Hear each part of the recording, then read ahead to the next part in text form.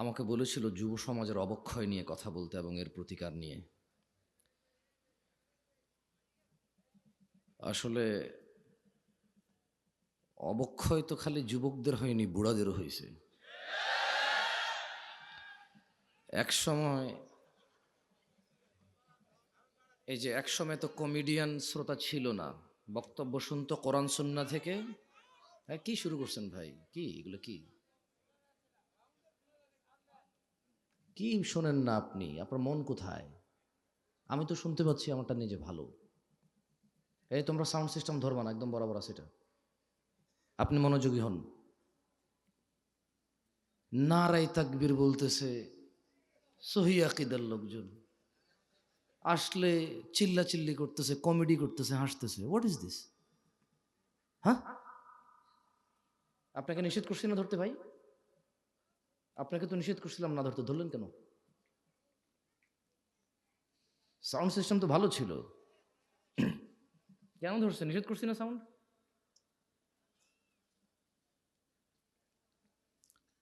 কি মানে হুজুররা এসা বলে ওয়ামাই ইউশরিক বিল্লাহ ফাকাদ যাল্লা দালালাম বাঈদা, যে শিরিক করলো সেই পথভ্রষ্ট হইল, শিরিক ছাড়া সব গুনাহ আল্লাহ মাফ করে দেবে, এই জন্য যাতা শুরু করে দিয়েছেন নাকি? অবাক কাণ্ড। চেরাগের নিচে অন্ধকার। আজকে এই বক্তব্যে, যেহেতু গত 2-1 বছর বক্তব্য দেই না বললেই চলে, তো এইখানে উপস্থিত হয়ে বুঝলাম যে চেরাগের নিচে আলো, এটার বাস্তব প্রমাণ। তামাশা করতেছেন আপনারা, হাসতেছেন, হুই হাই। লা হাওলা ওয়ালা কুওয়াতা ইল্লা বিল্লাহ। ইত্তাকু রাব্বাকুম ইয়া নাস। আল্লাহকে ভয় করেন হাক্কা তুকাতিহ, যেভাবে ভয় করা উচিত। হাক্কা তুকাতিহ। এই তোমরা সাউন্ড সিস্টেমটা ধরতে আমি না করছিলাম তোমাদেরকে। আগে যেরকম ছিল শুরুতে ওই সেটিংয়ে নিয়ে যাও। আমি উঠছি যখন, যেই সেটিংটা ছিল ওইখানে নিয়ে যাও। বিরক্ত লাগছে এখন, এটা কানের মধ্যে এসে লাগতেছে। আর শ্রোতারও দোষ নাই। কি হাসির কি হয়েছে এখানে? কি হাসি মানে কি? এ হাসতেছেন কেন আপনি? বুঝতেছি না তো। আপনারা বললেন সাউন্ড বাড়াইতে, উনি সাউন্ড বাড়াইছে, এখন এটা কুঁ কাঁ করে খালি এটা। বিসমিল্লাহ। ঠিক আছে, ঠিক আছে, বিসমিল্লাহ। তো যুবকের অবক্ষয় নিয়ে কি কথা বলবো? সবাই এখানে বিগড়ায় আছে নিজ নিজ মনোকামনায়, নিজ নিজ পছন্দ অনুযায়ী। যে তারপরও যুবকদেরকে নিয়েই বলি, কারণ 50 বছরের পুরুষও নিজের যুবক মনে করেই পরকিয়া করে, বুড়া মনে করে না। ও বলে যে বয়স বাড়লে কি হয়েছে, মন তো আমার এখনো যুবক। আরে ভাই, আপনারা ঠিক কইতে কইছি আমি? তাহিরি শ্রোতা আপনারা, হ্যাঁ? তো তাইলে ঠিক বেঠিক বলতেছেন কেন? তো জিজ্ঞেস তো করি নাই ভাই। সরি ভাই, কিছু করার নাই। এই যে ভিডিও ম্যানরা বলবে যে জামশেদ মজুমদার কি অহংকার নিয়ে কথা বলে, মানুষের তুচ্ছ করে কথা বলে। আরে এগুলা ওনারা কি করতেছে এখানে? আসতে ইসলাম শিখতে আসে, ঠিক বেঠিক আপনি সিদ্ধান্ত দিবেন। এই যখন থেকে শ্রোতারা ঠিক বেঠিক সিদ্ধান্ত দিচ্ছে, তখন থেকে বক্তারা যা খুশি তা বলে, বলে যে ঠিক কিনা, লোকে কয় ঠিক, ঠিক হয়ে যায়, শেষ। আর কোনো মানদণ্ড নাই ঠিক বেঠিকের, কোনো কোরআন সুন্নাহ থেকে দলিল প্রমাণ লাগে না। খালি বক্তা কবু ঠিক কিনা, শ্রোতা কবু ঠিক, এই ঠিক, ব্যাস। যুব সমাজের অবক্ষয়তার কারণ যদি নিয়ে কথা বলি, সবগুলো তো দূরের কথা, 10টা 5টা কারণ তো দূরের কথা। যদি খালি যুবকের নেশার বিষয়ে কথা বলি, তো কতক্ষণ বলা সম্ভব? কতক্ষণ বললে নেশার বিষয় বলে শেষ করা সম্ভব? আর আমি বা কতটুকু জানি কতটুকু অধঃপতন হয়েছে। যুবতীর বেপরদা, পর্দাহীনতা, এইটা নিয়ে যদি কথা বলি, তাহলে কতক্ষণ বলা সম্ভব? কতটুকুই বা বলার জ্ঞান রাখি? উলঙ্গ থেকে মানুষ বেপরদা থাকতো, তারপর মানুষ জামা কাপড় পরল, ওগুলো পরে এখানে সেখানে এমন ডিজাইন করছে উলঙ্গর চাইতে বেশি ভালগার দেখা যায়। তারপর কিছু মানুষ বোরখা বানানো শুরু করলো, স্ট্রবেরি কালার, পিঙ্ক কালার, বুকের সামনে ফুল, নাভির নিচে ফুল, কোমরের মধ্যে পিতা দিয়ে টাইট করে বাইন্দা দিয়া হাত এভাবে তুইলা মেয়েরা মাদ্রাসার হাটে। এখন তো যুবতীর, আমার বোনের বেপরদা নিয়ে কথা বললে কতক্ষণ কথা বলবো আর কতটুকুই বা বলা সম্ভব, আমি বা কতটুকু জানি। যুবকের অবক্ষয় নিয়ে কথা বললে, রাস্তাঘাটে কোনো মেয়ে ছক্কা লুডু খেলে না, সবগুলা যুবকরাই তো খেলে। রাস্তাঘাটে যুবতীরা সিগারেট, গাঁজা, ইয়াবা সেবন করে বেড়ায় না, যুবকরাই করে। এখনো সিনেমা হলের টিকিট যুবক যুবতীকে ফুসলায় ফাসলায় আর 2টা টিকিট কেটে নিয়ে যায় সিনেমা দেখতে। এখনো জানার সমস্ত বিল যুবক ভরে। রাস্তাঘাটে মারামারি, গালিগালাজ, এগুলো যুবকরাই করে, পুরুষরাই করে।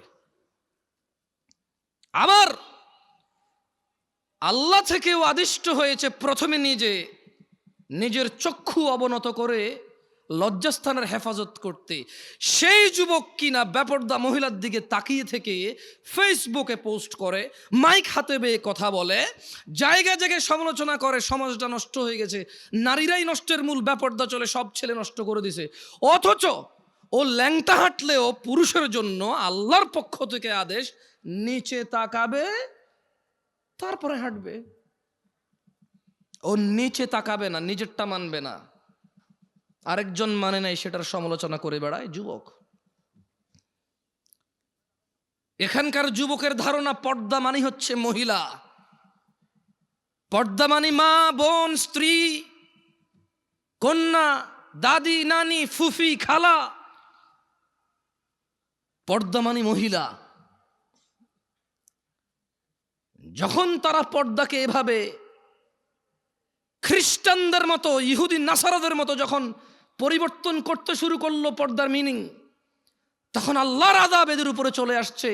এদের মহিলারা বলতেছে যে আরে পর্দা কি পোশাকে আছে নাকি, মনে হলো পর্দা। কারণ এরা পর্দার অপব্যাখ্যা করেছে, এরা পর্দার মানে সমস্ত মহিলার বদনাম করেছে। কিন্তু নিজেকে যে আল্লাহ নিচের দিকে তাকানোর জন্য বলেছে, ওই মহিলার দিকে না তাকাইতে বলেছে, নিষেধ করেছে, সেটা সে মানেনি। ঘরে সিলিন্ডার গ্যাস ব্লাস্ট হইলে নতুন বউ মারা গেছে, পুকুরে পড়ে মারা গেলে নতুন বউ মারা গেছে, যে বউটা যৌতুক দেওয়ার কথা ছিল যৌতুক দিতে পারে নাই, মোহর দিয়ে বিয়ে করার কথা ছিল, পুরুষ যৌতুক নিচ্ছে।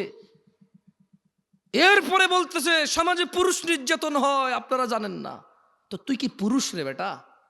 পুরুষ তো মহিলাকে টাকা দিয়ে বিয়ে করে, তুই তো টাকা নিচ্ছিস। পুরুষ তো মহিলাকে টাকা দিয়ে বিয়ে করে, পুরুষ উপার্জনের জিম্মেদার নিজেকে মনে করে। মা বোনকে কাজে লাগাই দেয় না, মেয়েকে কাজে লাগাই দেয় না।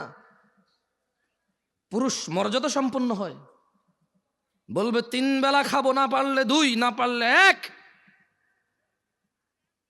কিন্তু জিম্মেদারি উপার্জনের আমার বোনের না, আমার মায়ের না। যদি করে মুসলমান মেয়ে, কোনো হারাম কিছু নাই, মহিলা কাজ হতে পারে। আল্লাহ আমাদেরকে বোঝার তৌফিক দান করুন। কি এখনো কি হাসি পাচ্ছে? নাম হচ্ছে সালাফি কনফারেন্স। বসে আছে যারা নিজেদেরকে দাবি করে মানহাজুস সালাফের মধ্যে যারা আছি আমরা।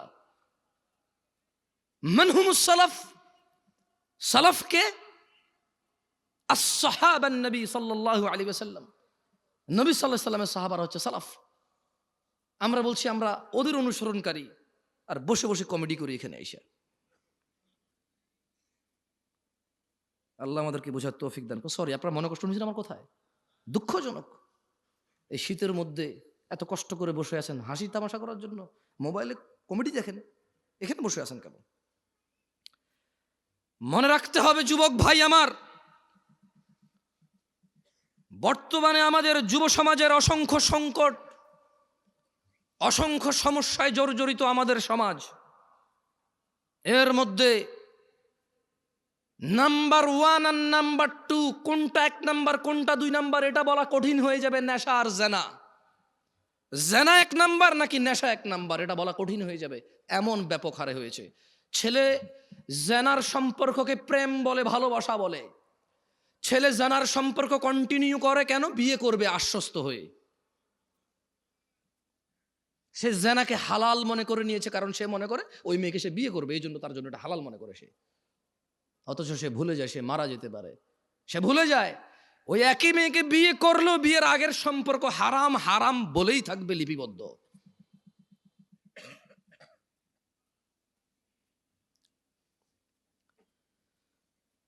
যুব সমাজ মাদকের মরণ নেশায় মেতে উঠেছে। বর্তমান সময়ে অধিকাংশ যুবক মাদকে আক্রান্ত, ধ্বংসের অবলীলায় নিপতিত হতে দেখা যায়। বিভিন্ন ধরনের মাদকের সয়লাভ যুবকদের মধ্যে ছড়িয়ে পড়াতে তারা কোনো না কোনো উপায়ে নেশাগ্রস্ত হয়ে পড়েছে। যারা নেশা করে তারা অধিকাংশই জানে নেশা কোনো রকম উপকারী বা ভালো কাজ নয়, এবং তা মানুষের জীবনাশক্তি বিনষ্টকারী। এইসব জেনে শুনেও যুবক মাদকাসক্ত নেশার অন্ধকার জগতের মধ্যে থাকতে চায়। ও থাকতে চায় নেশায় বিভোর হয়ে, উদাসীনতায় মেতে থাকতে চায়, এটা জেনেও যে নেশা ওকে ধ্বংসের সর্ব উচ্চ পর্যায়ে নিয়ে যাবে, ধ্বংসের সর্বশেষ পর্যায়ে নিয়ে যাবে, এটা ও জানে, তারপরও সে মেতে থাকতে চায় নেশায়। মাদকাসক্ত তরুণ প্রজন্ম ধর্ম কর্ম সব কিছু বিসর্জন দিয়ে হতাশাকে, স্যাডনেসকে, সরৌনেসকে আপন করে নিতে চায়, সঙ্গী করে নিতে চায়। জীবনের চলার পথ থেকে বিভ্রান্ত হয়ে পড়েছে এবং বিবেক বুদ্ধি হারিয়ে সামাজিকতা থেকে দূরে সরে যেতে চায় যুবক, নেশায় আসক্ত হয়ে, নেশাকে আপন করে নিয়ে। অথচ মুসলমানের সন্তান জুমআ পড়ে, খুতবা শুনে, ওয়াজে আসে, মক্তবে পড়েছে, মাদ্রাসায় পড়েছে, ওর পরিবারের কেউ না কেউ মাদ্রাসায় পড়েছে, ও ওয়াজ শুনে ইউটিউবে, তারপরেও সে ইসলামের বিধিবিধান সম্পর্কে গাফেল ও বেপরোয়া। অথচ ইসলাম মানুষকে নেশা গ্রহণ, মাদক সেবন হতে সম্পূর্ণ নিষেধ করে। মানুষকে ধ্বংস ও করুণ পরিণতি হতে রক্ষা করার জন্য ইসলামী অনুশাসন মেনে চলার কোনো বিকল্প নেই যুবক ভাইয়েরা। তাই আমাদের জানতে হবে ইসলাম মাদক সম্পর্কে কি কি দিক নির্দেশনা দিয়েছে। কি ঠিক কিনা বলতেছেন না যে কি খারাপ লাগতেছে? তা 2-3 বার জিজ্ঞেস করে নি, বলেন, তাহলে ঠান্ডা হয়ে যাবেন। বলবেন যে এত কষ্ট করে ওনার লাগে বসে আছি, উনি একটাবারও ঠিক কিনা গুলো না ঠিক বলতে পারলাম না। আজকে তো ওয়াজ যে ঠিক হয়েছে স্বীকৃতি দিতে পারলাম না, সার্টিফিকেট দিতে পারলাম না, ঠিক কিনা? ভালো হয়েছে, ঠিক আছে, আর ভালো লাগবে না। লা ইলাহা ইল্লাল্লাহ। দই জমান ভাই, মানুষ জমায়েন না, ওয়াজ জমায়েন না, ওয়াজরে জমতে দিয়ে না, জমে গেলে তো বসে যাবে, শেষ। আমি চাই ওয়াজ না জমুক, ওয়াল্লাহ আমি চাই শ্রোতা না জমুক, ওয়াজ না জমুক। আমি চাই আল্লাহর এই পৃথিবীতে কত নবী রাসূল প্রেরণ করেছে যাদের উম্মত খুবই অল্প সংখ্যক, কিন্তু তারা অসফল নয়।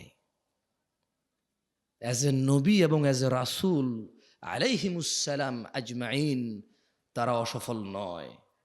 আমি জামশেদ মজুমদার কখন এটা বিশ্বাস করি না এত বড় প্যান্ডেলে এত মানুষ থাকলেই কল্যাণ। আমি বিশ্বাস করি man to man, eye to eye, একজনের সামনে বসে আছি, কথা বলতেছি, ও কানেক্ট হয়েছে, ও বুঝতেছে আমি কি বলছি, ও মেনে নেওয়ার পক্ষে উদ্বুদ্ধ হয়েছে এবং চেষ্টা করতেছে মেনে নেওয়ার জন্য। আমার কাছে এইরকম এত পরিমাণ শ্রোতার চাইতে ওই একজন অনেক বেশি মূল্যবান, যে নিজেকে সংশোধন করার জন্য শুনে। যে সংস্কৃতি মাহফিল একটা বাৎসরিক সংস্কৃতি আদায় করতে আসে না, যে দিন শিখতে আসে, সে আমার কাছে বেশি মূল্যবান। যাই হোক, ইসলাম মাদক সম্পর্কে আমাদের যে দিক নির্দেশনা দেয় তার সম্পর্কে জানা অত্যন্ত জরুরি। আপনার কি মাইকটা কি আবার চেঞ্জ করছেন সাউন্ড?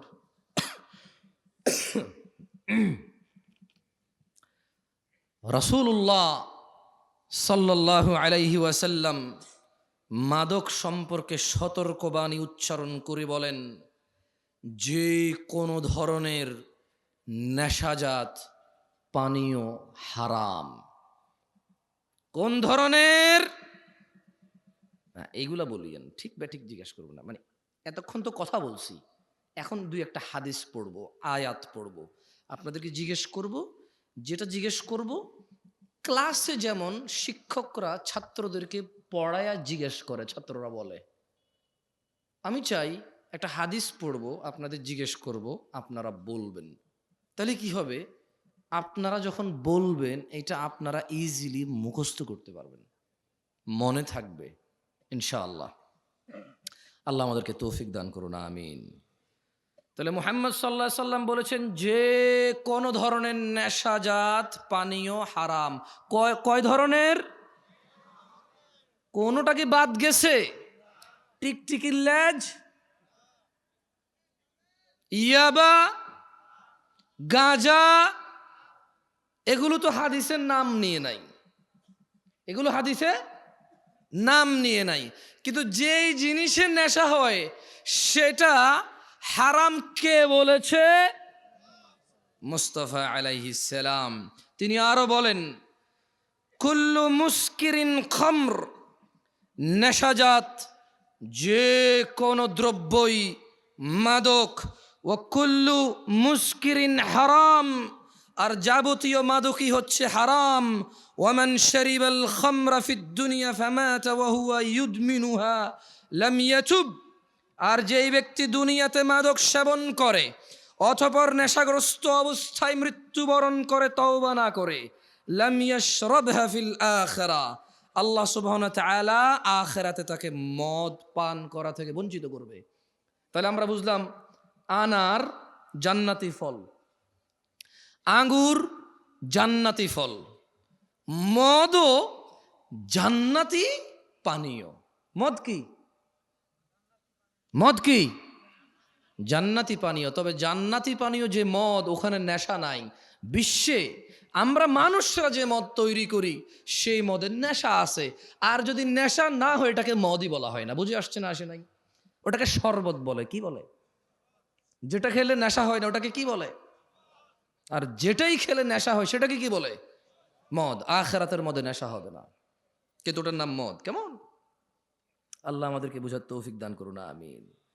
মানব সভ্যতার প্রতি মারাত্মক হুমকি সৃষ্টিকারী দেশের অন্যতম অভিশাপ মাদকাসক্তি। মাদক দ্রব্যের নেশার ছোবল এমনই ভয়ানক যে তা ব্যক্তি, পরিবার, সমাজ, দেশ থেকেই বিচ্ছিন্ন করে না খালি, বরং তা সমগ্র জীবন ধ্বংস করে দেয়। মানবতার মুক্তির কাণ্ডারি ইসলামই সর্বনাশা মাদক সম্পর্কে মানব জাতিকে সর্বোচ্চ সতর্ক করেছে।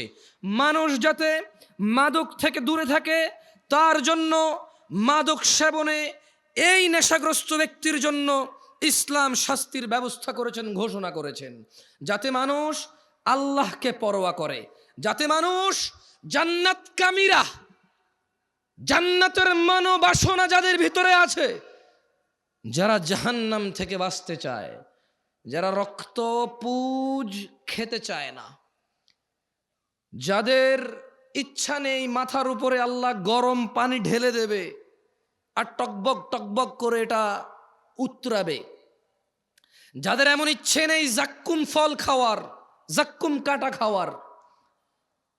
যাদের এমন ইচ্ছে নেই হুতমাতে যাওয়ার, ওয়াইলে যাওয়ার, আগুনে প্রবেশ করার, ইসলাম তাদের জন্য ওয়ার্নিং দিয়েছে মদের বিষয়। কি বলেছে? কোরআনুল কারীমে আল্লাহ বলেছে, ইয়া আইয়ুহাল্লাযীনা আমানু, ও মুমিনগণ। তাহলে কি সবাইরে বলছে? সবাইরে বলছে। কারে বলছে? কারে বলছে? অমুসলিমদেরকে বলে নাই? irrelevant to them because they don't believe in Allah subhanahu wa ta'ala. তারা আল্লাহকে বিশ্বাস করে না, সো তারা আখিরাতকে বিশ্বাস করে না, জান্নাতকে বিশ্বাস করে না, জাহান্নামকে বিশ্বাস করে না। বলে যে আমরা দেখছি না তো এটা। অথচ তারা আলোকে বিশ্বাস করে দেখা যায় না, বাতাসকে বিশ্বাস করে দেখা যায় না। এরপরে আবার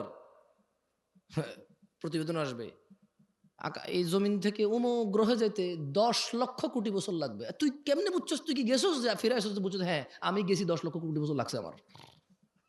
হ্যাঁ, তারা এগুলো বিশ্বাস করে। অবশ্য আমি বলছি না যে ভুল, তবে আমি সঠিকও বলতে পারবো না, কারণ কোনো একটা জিনিসের দূরত্ব বলার জন্য জরুরি হচ্ছে আমি ওই দূরত্বটা বুঝবো, গতিটা বুঝবো, ক্যালকুলেশন করবো যে হ্যাঁ এতদিন পরে যায় পৌঁছাবে। এখন একটা জিনিস 10 লক্ষ কোটি বছর দূরে, আমি কেমনে বুঝছি এটা 10 লক্ষ কোটি বছর? মানে আমি কিছু কি, মানে কোন একটা গতিশীল কিছুকে তো বানাইতে হয়েছে, বানায় মাপতে হয়েছে। এটা যদি এই গতিতে যায় তাহলে 10 লাখ কোটি বছর লাগবে। এখন এটা এই গতিতে 10 লাখ কোটি বছর লাগবে কেমনে বুঝছি? ওই দূরত্ব তো আমি দেখতেছি না। তারা এগুলো বিশ্বাস করে। তারা জান্নাত জাহান্নাম বিশ্বাস করে না, বলে যে দেখছি না। অথচ ঘুমের মধ্যে মানুষ কান্না করে, কেন? সাপে কামড় দিছে। ঘুমের মধ্যে মানুষ ঘামায়া যায়, কেন? খাদে পড়ে যাচ্ছে। ঘুমের মধ্যে মানুষ হাউ মাউ করে চিল্লায়, কেন? ওর বাপ মারা গেছে, মা মারা গেছে। উঠে দেখে যে না, ও স্বপ্নে দেখেছে। ও ঘুমে কষ্ট পায়। ঘুমে কি পায়? কষ্ট পায়। সে জাহান্নামে যে আযাব আছে সে সেটা অনুভব করতে পারে না। বলে যে দেখি নাই। তাহলে আল্লাহ কাকে বলেছে? খেয়ে ফেলেছেন, চা নাস্তার ব্যবস্থা করেন, এরা তো ওয়াজ খেয়ে ফেলে। ইয়া আইয়ুহাল্লাযীনা আমানু, হে তোমরা যারা ঈমান এনেছো, ইন্নামাল খামরু ওয়াল মাইসিরু ওয়াল আনসাবু ওয়াল আজলাম রিজসুম মিন আমালিশ শাইতান ফাজতানিবুহু লাআল্লাকুম তুফলিহুন। ও আমার যুবক ভাই, মনোযোগ দিয়ে শোনো, তোমার রব কি বলছে। তিনি বলছেন, ও তোমরা যারা ঈমান এনেছো, নিশ্চয় মদ, জুয়া, প্রতিমা ও ভাগ্য নির্ণয়ক তীর হচ্ছে ঘৃণ বস্তু, শয়তানের কারসাজি। সুতরাং তোমরা এইসব বর্জন করো। কেন বর্জন করবে? লাআল্লাকুম তুফলিহুন, লাআল্লাকুম তুফলিহুন। মদ ছেড়ে দাও, লাআল্লাকুম তুফলিহুন। জুয়া ছেড়ে দাও, লাআল্লাকুম তুফলিহুন, যাতে তোমরা সফল হও, বিজয়ী হও। কোন মানুষ মদ খেয়ে, নেশা করে অথবা জুয়া খেলে সফল হবে না, ইম্পসিবল। আল্লাহ সুবহানাহু ওয়া তাআলা বলেছে এটা, যে তোমরা মদ ছাড়ো, জুয়া ছাড়ো। কেন? লাআল্লাকুম তুফলিহুন, যাতে তোমরা সফল হতে পারো। আবু দারদা রাদিয়াল্লাহু আনহু থেকে বর্ণিত, তিনি বলেন, আমাকে আমার প্রিয় বন্ধু রাসূল সাল্লাল্লাহু আলাইহি ওয়াসাল্লাম এই মর্মে ওসিয়ত করেছেন, লা তাশরাবিল খামর ফাইন্নাহা মিফতাহু কুল্লি শার।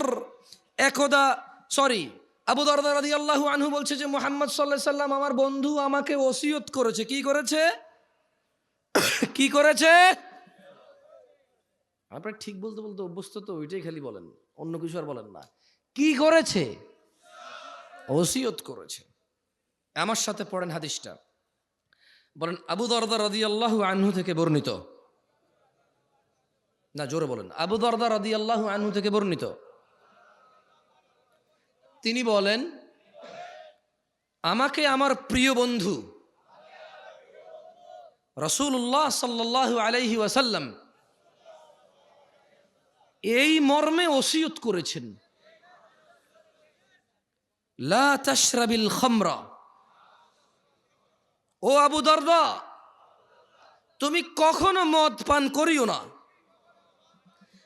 ফাইন্নাহা মিফতাহু কুল্লি শার, কারণ মদ, নেশা সকল অকল্যাণ, সকল খারাপ, সকল পাপের চাবিকাঠি।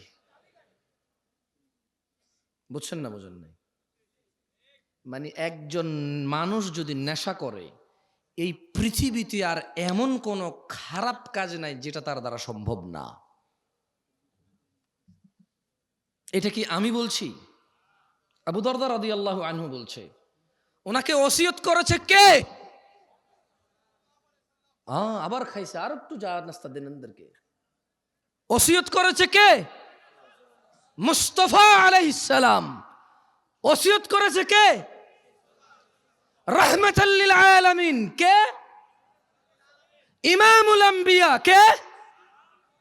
ইমামুল মুরসালিন কে? খাতামান নবিয়্যিন কে? ওসিয়ত করেছে যে ও আবু দারদা তুমি নেশা করিও না, তুমি যদি নেশা করো তাহলে এটা সকল পাপের, সকল অকল্যাণ, সকল অঘটনের চাবিকাঠি হচ্ছে এই নেশা। তাইলে ছোট্ট একটা গল্প বলি বনি ইসরাইলের। কেমন? আল্লাহ নবী সাল্লাল্লাহু আলাইহি ওয়াসাল্লামও বলেছে যে তোমরা বনি ইসরাইলের গল্প বলো, তবে মিথ্যা বলিও না। কি বলিও না? মানে বানায় বানায় বলিও না। তাহলে আমি কি ছোট্ট একটা বনি ইসরাইলের গল্প বলবো? আপনাদের কষ্ট হয়ে যাচ্ছে, আমি বক্তব্য ছেড়ে দেবো ইনশাল্লাহ 2-1 মিনিটের মধ্যে। আপনি না গেলেই বলিনি, আর কত মানুষ কষ্ট পাইতেছে। আপনি চালান, পারবো না এত বেশি চালাইতে। বেশি চালাইলে পরে ডাইরেক্ট 120 গতিতে মারলে 30-40টা পিছিয়ে এসে মেরে দিবে গাড়ি।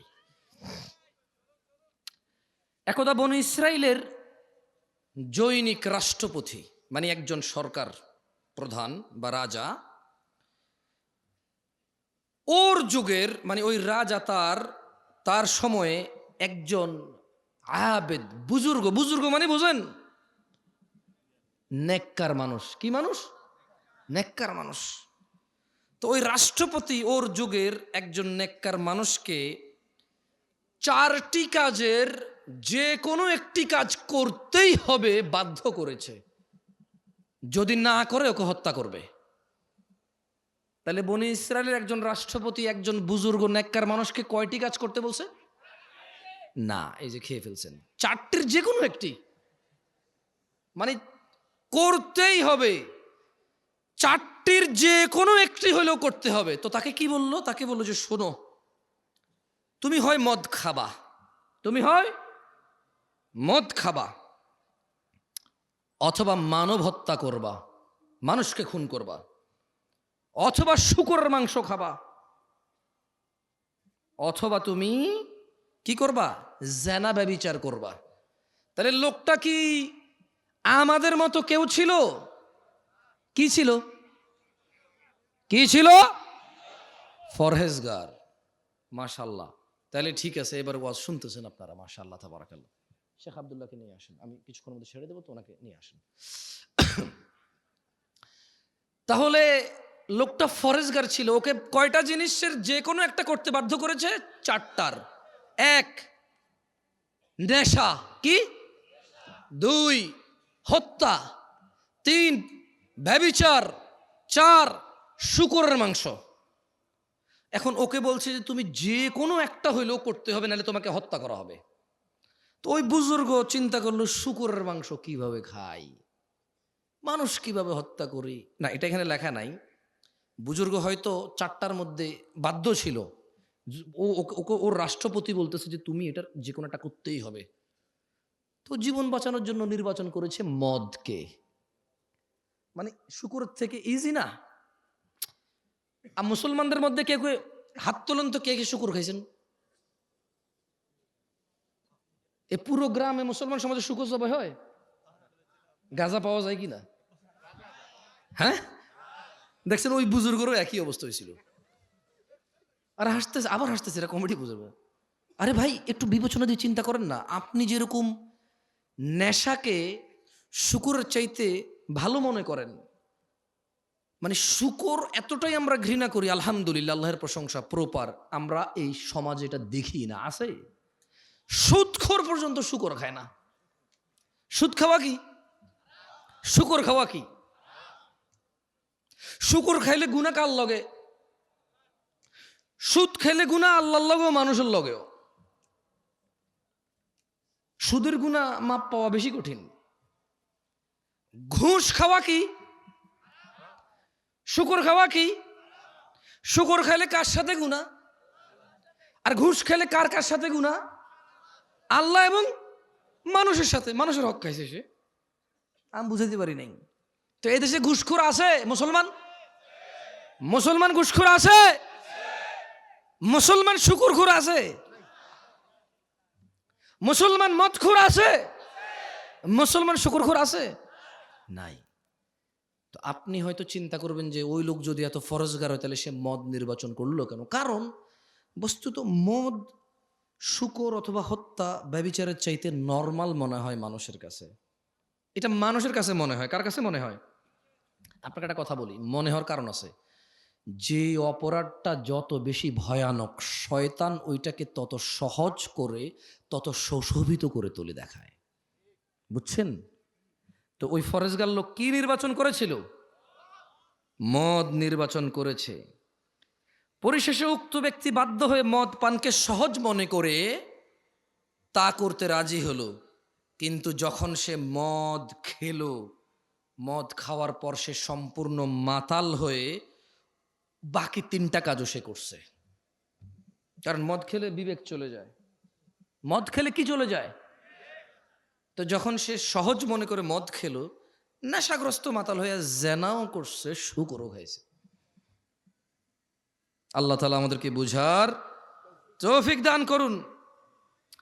আমি যে একটু আগে বলেছি যে যেই অপরাধটা যত বড়, মানুষের জন্য যত ধ্বংসশীল, শয়তান এটাকে তত কি করে দেখায়? সুন্দর করে দেখায়। দেখেন আল্লাহ কি বলে কোরআনুল কারীম, আউযু বিল্লাহি মিনাশ শাইতানির রাজীম। ইন্নামা ইউরিদুশ শাইতান ইন্নামা ইউরিদুশ শাইতান আন ইউকিআ বাইনাকুমুল আদাওয়াহ ওয়াল বাগদাআ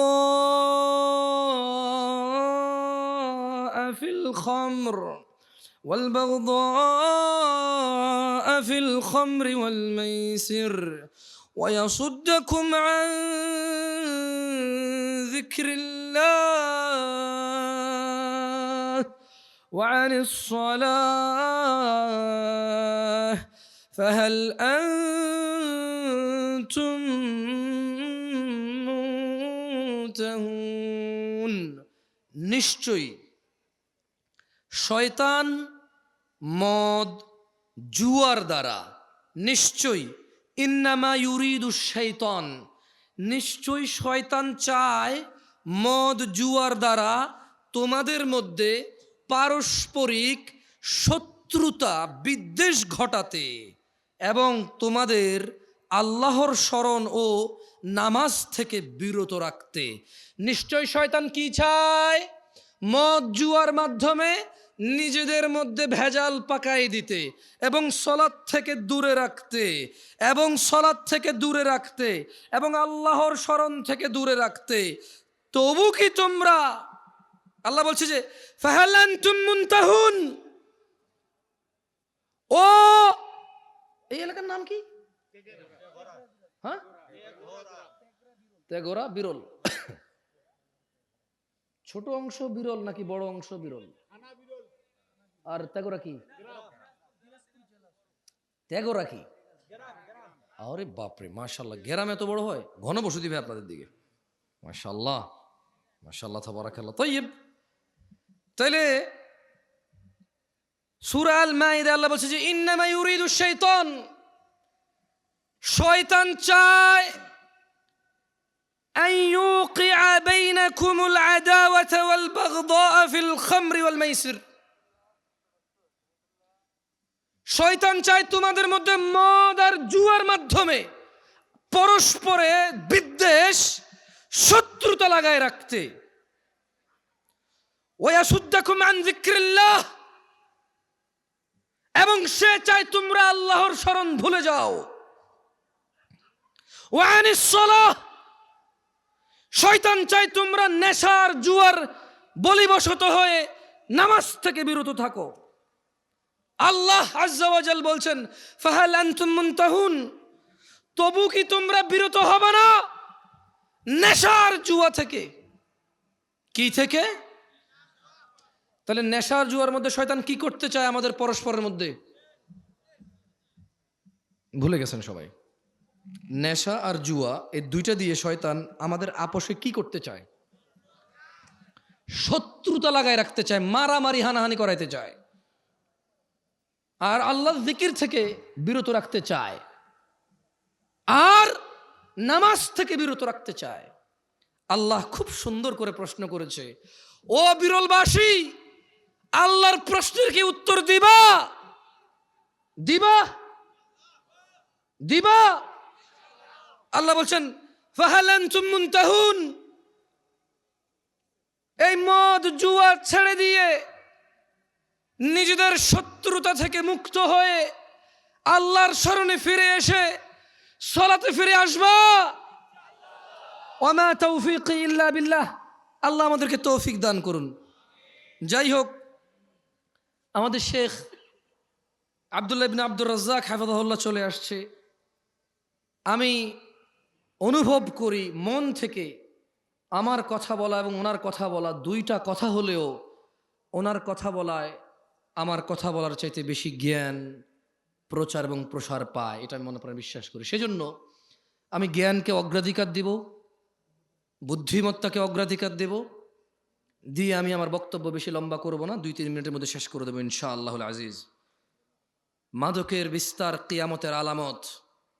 ভাই আমার, ঘুষ, সুদ, চুরি, ডাকাতি, দুর্নীতি করে এই সম্পদের পাহাড় কার জন্য? সন্তানের জন্য। তোমার সন্তানের উপরে আসমানটা ভেঙে পড়বে, এই জমিনটা ফেটেও ধসে যাবে, কারণ তুমি টাকার বলিবশত হয়ে, ক্ষমতার বলিবশত হয়ে, উদাসীনতায়, শারীরিক আনন্দে তুমি ভুলে গেছো। আনাস ইবনে মালিক রাদিয়াল্লাহু আনহু قال, আনাস ইবনে মালিক রাদিয়াল্লাহু আনহু থেকে বর্ণিত, তিনি বলেন, قال রাসূলুল্লাহ সাল্লাল্লাহু আলাইহি ওয়াসাল্লাম, আল্লাহর রাসূল সাল্লাল্লাহু আলাইহি ওয়াসাল্লাম বলেছেন, মিন আশরাতিস সাআতি আন ইউরফাআল ইলম, কিয়ামতের আলামত হচ্ছে, কিয়ামতের আলামতের অন্যতম আলামত হচ্ছে ইলম উঠে যাওয়া, ওয়ায়াসবুতাল জাহল, মূর্খতা প্রতিষ্ঠিত হওয়া, ওয়ায়ুশরাবাল খামরু ওয়ায়াযহারাজ জিনা। মানে কিয়ামতের অন্যতম আলামত হচ্ছে ইলম উঠে যাবে, মূর্খতা প্রতিষ্ঠিত হবে, মদ পান ও জিনা ব্যভিচার প্রচার হবে, ব্যাপক হবে, বৃদ্ধি পাবে। তো জানা ব্যভিচার আর নেশা করে যে তুমি কিয়ামতকে নিয়ে আসবা, এই সম্পদ, এই সুন্দর বাড়ি গাড়ি, সন্তান তো ভোগ করতে পারবে না, ওর উপরে তো পাথরের বৃষ্টি হবে, ওর উপরে তো জমিন, ওর নিচে তো জমিন ধসে যাবে, ও তো ওর গোষ্ঠী শুদ্ধ উদ্ধার হয়ে যাবে। ভাই, সো নিজের সন্তানের কথা চিন্তা করো। এই পৃথিবীতে কিয়ামত ডেকে আনার তো দরকার নাই।